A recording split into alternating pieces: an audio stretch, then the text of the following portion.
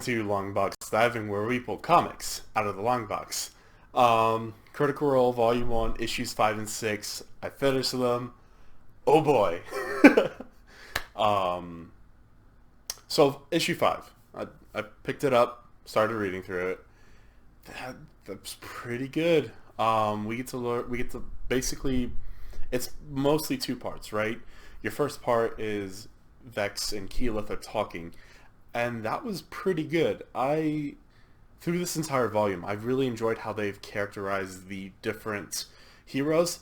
Granted, they had a lot of material to work off of, right? But they did a really good job of making them seem relatable, and not, well, they're elves, half elves, so not quite human, but it's very realistic, very human. And so yeah, you can relate to them. And there's a scene where Keyleth and Vex are going out to a cave to go pick up Trinket, and I love Trinket. Trinket's great. The big bear. But Keyleth meets Trinket for the first time, and of course she's a druid, so of course Trinket's gonna like her. But yeah, when Trinket responds well to Keyleth, then Vex is like, okay, I can trust you. If my bear trusts you, we're good. And through the rest of the comic, you can watch Vex calm down, because she can trust somebody. And that whole conversation is, can I trust you? Can I get to a point where I can trust you? Because she was raised in a way where her own father wanted to see her fail, right? Everyone around her wanted to see her fail or bring her down, and Vax is the only other one, right? Vax is the only other one that's ever wanted to help her out and make sure her life was not terrible, and vice versa. And she's the nice one, right? But yeah, now Vex is like, okay, here's one other person that I can trust, I can relate to, who doesn't want to see me and bring me down. The world is not full of terrible people. And so that was a great plot line to see. The other half of it was Vax. Okay, Vax the rogue. Vax is very serious about his job. Vax is great. And his whole plot line in this was trying to escape, right? Well, and we see him sneaking out or finding ways around people, finding ways around traps, and that's really cool. And there's one moment where the bad woman shoots lightning bolt, right? And he's surrounded by her and a flesh golem, both sides. Okay, and I can just, the way they pictured it, he dodges under the lightning bolt, and in my head I'm going, okay, so he made his dexterity save and then he used uncanny evasion, so now he doesn't take any damage whatsoever. It's I can see the D&D mechanics behind each one of these panels, and I love that, right? Because as somebody who plays, seeing those mechanics interpolated in the comic, that's cool. So watching him hit the deck as a lightning ball flies over his head, hitting the flesh golem, and then he has to dodge out behind the flesh golem. That was just a cool scene. And then Vax escapes from the boat because the flesh golem punched a hole right through it. So that was pretty neat. But yeah, that was mostly issue 5. But not quite, because Tiberius has joined up with them. Apparently Tiberius was following along, but he couldn't ever find Keyleth or Vex, so he's just wandering through the swamp. But they didn't really go into that, as though it's just like a one-liner, which I'm fine with, right? That's okay. Like, I don't need to see his whole actions through the entire thing. He's not the main part of the story. And then we get before we get to issue 6, we meet Grog and Scanlan. And they're joining up too. So issue 6, right? They come together. Scanlan's like, you know that book that you guys wanted? It's a MacGuffin. We don't really need it. Scanlan in this comic series uses writing terminology. He uses terminology that you would see in books or movies or like any sort of entertainment industry, right? So for him, saying something like MacGuffin is normal. Nobody else would use that language, but he knows what a MacGuffin is. It's just a random thing that's important for the story.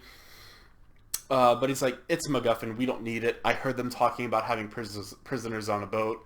Blah blah blah. And of course, Scanlan's the type of guy who would charge him for that information, right? He knows that they're looking for their friend. They're looking for the HQ. Well, they're looking for Vax, right? And they're looking for Vax, and Scanlan knows he's going to charge him for that information because that's profitable. And then Vex is like, well, you're going to make us charge for it. Uh-huh. And Scanlan's like, I would never. You wounded me. And he can't let her be right. So it's just, it's very, I don't know. It seems very realistic that each one of these characters has personalities that you can relate to or understand, or it's pretty good. I love Grog. Grog's not exactly about lying, for example. He doesn't understand the social intricacies. Can't say it. I'm sorry. Of a lot of interaction, right? He's pretty straightforward, direct to the point. But yeah, issue 6, we see Vax. He gets out of the boat. He joins them, and they're like, "Well, we've got to stop this and shut this down." Vex is like, "Okay, I got my friend. I got Vax. We can head out now." But Vax is like, "Yeah, no, we've got to take her down. Because otherwise all these people and whoever touches water, they will die, and I'm not going to let that happen." Vax is like, "I'm not going to let that happen." So they start planning. Again, it's one of those D&D things where the team is planning. It's like, well, I could do this, but well, that won't work exactly the way I think it's going to work. What about if we try this? I don't know. One time I saw them do this, so we can try that. And in the background, Grog's just like, oh, there's a ramp. And so Grog goes boop, boop, boop, boop, and starts hacking through people while they're all planning. And that's just like your typical game session is you have a bunch of players who are like, man, what if we tried this? What if that would work? And then you have that one person who's like, yeah, I'm just going to go Leroy Jenkins. Yeah, that's exactly what I'm going to do. And so they charge, they follow Grog. Grog's killing people, chopping his way through. And he gets knocked overboard by a Minotaur. And so the Minotaur and Grog go on into the ocean, and the rest of the party is like, we have to keep going. We can't let her succeed. So they continue onto the boat, and they're fighting their way through, and they get into a huge battle. And this lady, well, they don't get to the lady yet. First, they see the evil poison thing, the curse. And they're trying to nullify it, right? So they're trying to nullify it. And then comes the flesh golem, followed by the lady, into the room. And the two of those, they're getting beat up. They're running out of spells. They're running out of abilities. Tiberius is like, as long as there's a will, there's a way. And Tiberius is still going strong. But no one else has a lot of abilities right now, or strengths, or anything to really help them fight. They're running out of arrows. They're running out of healing magic. They're running out just strength. And the lady is tearing through them. She's just that much stronger than the rest of the party, and she's kicking her way through different people, and they even get assistance by the flesh golem. Again, D&D, okay. When flesh golems take enough damage, i.e. Tiberius burning it, they have a chance of going mad, and if they go mad, they just attack the nearest thing to them. It doesn't matter if the lady was constructed the flesh golem. It does not matter. If they take enough damage, they will attack their own allies. Or they can. And that's exactly what happened. So he starts punching his masters like, roar! And that was cool to see, is like, again, those mechanics of, okay, one, it's a great story. It's a cool story. It's cool story mechanics.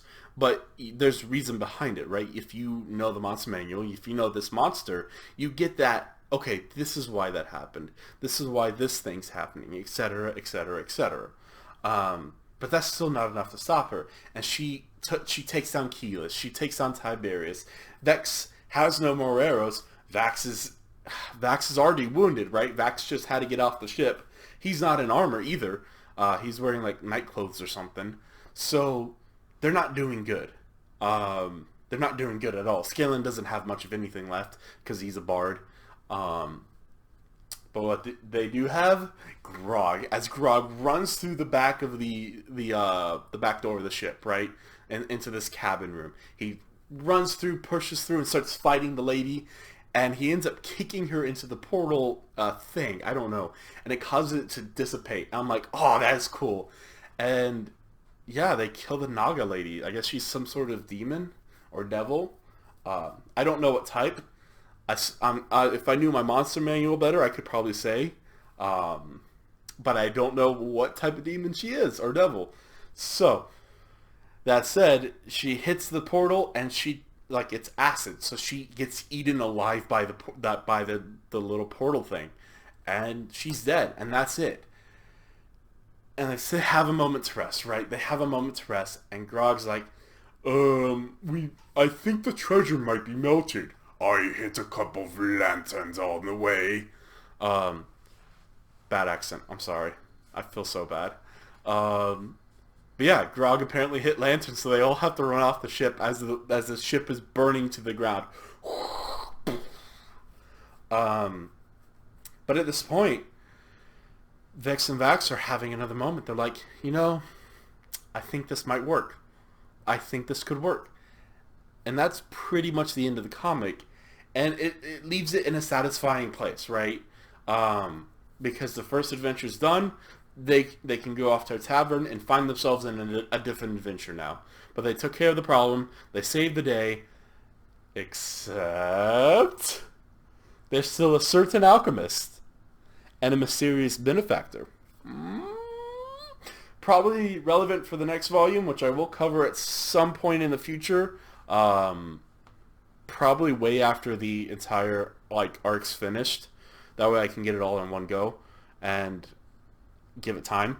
But this alchemist is talking to the being in the mirror, to the thing in the mirror, and he's like whispering temptations of power. And I'm like, yep. There's some sort of devil deal going on there where it's like, yeah, something's gonna go wrong. Something's gonna be terrible. And I'm ready for it. But yeah, I've really enjoyed this volume. It's pretty straightforward. It's your comic. It's a comic arc, 6 issues, and they deal with one problem, right? Which is not really normal for the majority of comics nowadays. The majority of comics nowadays is, hey, look, here's our villain of the day.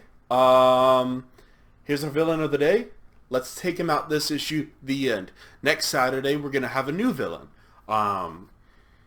And that gets repetitive and stale really fast.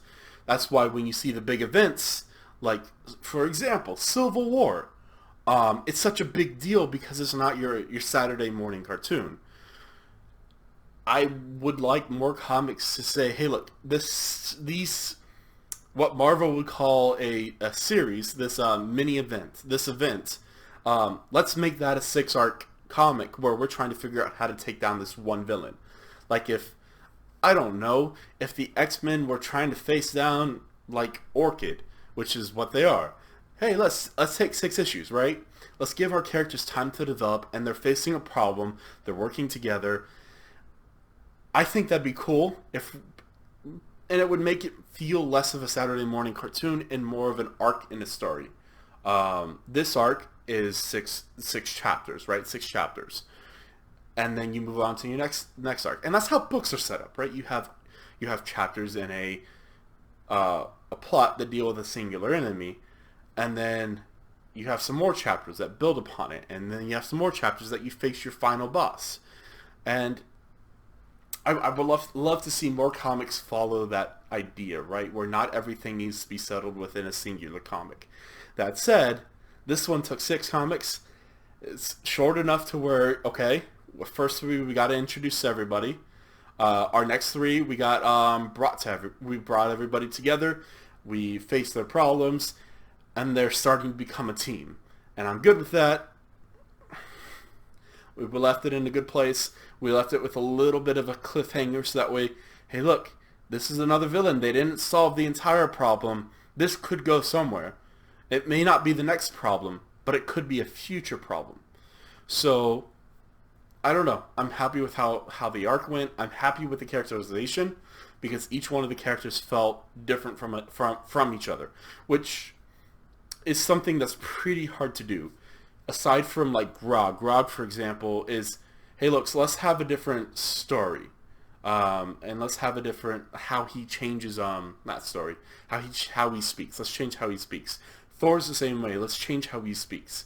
Aside from that, let's have characters that have different personalities and have and express themselves in different ways. Like one character's super greedy. One character's just pretty naive. One character's pretty straightforward and serious.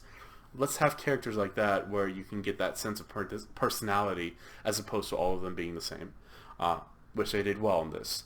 The story, pretty straightforward. Yeah, the plot wasn't super grandiose or anything. I'm okay with that as long as the characterization is good, because then I can really enjoy that.